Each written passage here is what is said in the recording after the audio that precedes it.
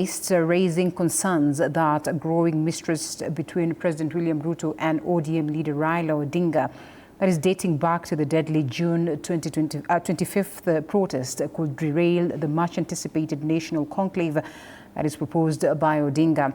The calls for inclusive dialogue have now sparked fresh political tensions, with the Kenya Kwanza and opposition leaders clashing over the true intent of the talks. Analysts warn that unless President Ruto takes bold executive action to address youth grievances, then the national dialogue risks becoming another political sideshow. Apollo Kamau with the details of that. President William Ruto and ODM party leader Raila Odinga hold the key to the success of the national conclave proposed by Odinga, which has divided the country after the June 25th anniversary protests and Sabasaba demos. Very good. However, trust in the process remains fragile, with the government's failure to implement previous recommendations from the NADCO report, coupled with violations of the 10-point MOU signed by Ruto and Odinga in March, including cases of abductions, suppression of the right to protest, and protest-related deaths, denying Ruto and Odinga the much-needed trust to kickstart the process. How will people trust Ruto and Raila? That's where the challenge is. But in terms of whether or not we should sit down to have a national conversation, to come up with a national charter, I'm telling you there's no option out of that. We have to. Otherwise, we are going into anarchy and will collapse this country. We've had too many of them. And the most recent is the one that the Right Honorable Raila Odinga came up with. Yet they have a memorandum with President Ruto, which they've not been able to honor. And one of the points that stick out most is the story about abductions,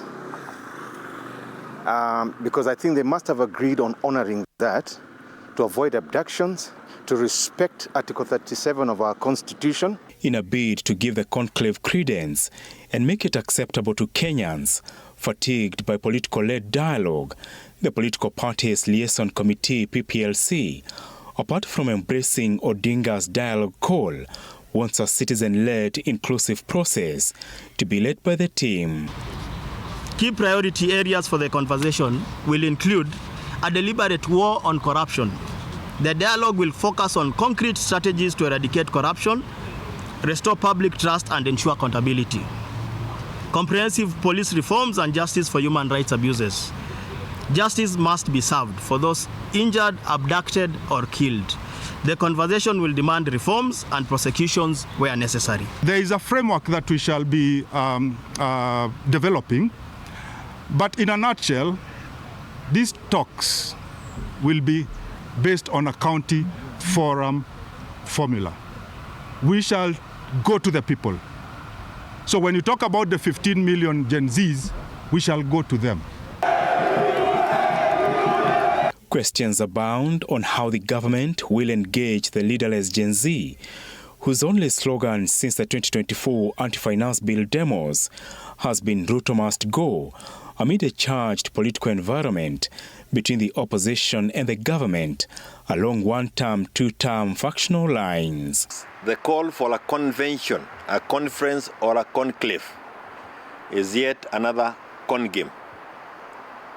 A con game similar to what we had at NADCO, that was conceived by Raila together with William Ruto. This time loud, then NADCO was to create the broad-based government. Rowdy he, it is now to give life to the broad-based government. Amid divisions of the national conclave, no timelines have emerged yet on the process. Apollo Kamau, TV 47.